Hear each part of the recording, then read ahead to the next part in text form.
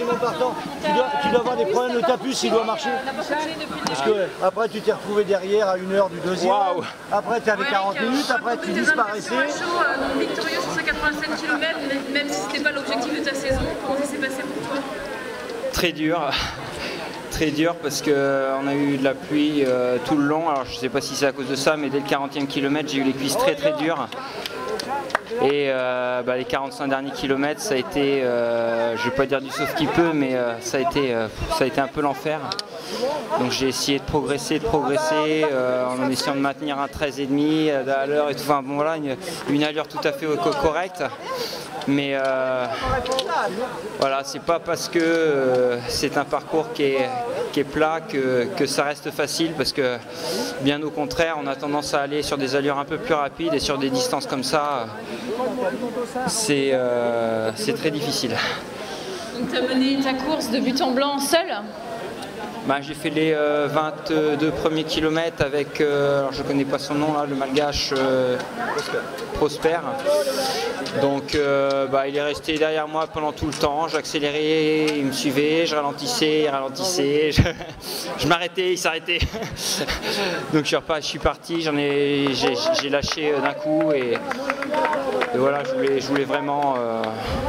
Voilà, j'avais à cœur d'essayer de l'emporter quand même, donc c'est vrai que ça fait plaisir.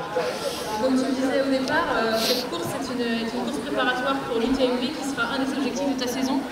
Ouais, bien sûr, ouais, donc l'UTMB c'est le 30 août.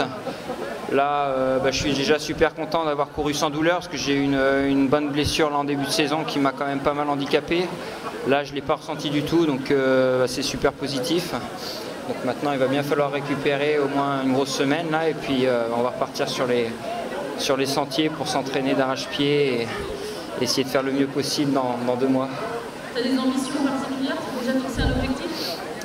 Ne pas avoir de regrets déjà, faire la meilleure course possible. Après, en termes d'objectifs, c'est toujours difficile.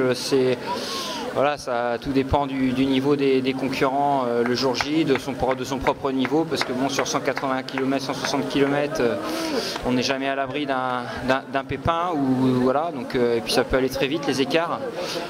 Donc voilà, le but sera vraiment de faire la course la plus parfaite possible, et voilà, après si c'est parfait, il n'y aura rien à regretter. S'il n'y a rien à regretter, la place devrait être correcte.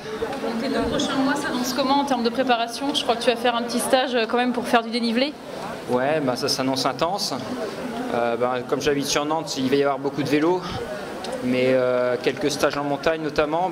Déjà la semaine prochaine, je pars pour une semaine en montagne pour accumuler beaucoup de distance et beaucoup de dénivelé. Donc à 2 mois de l'objectif, ce sera pas mal.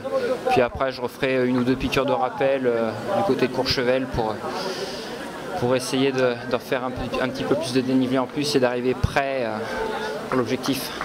Ok, merci Eric.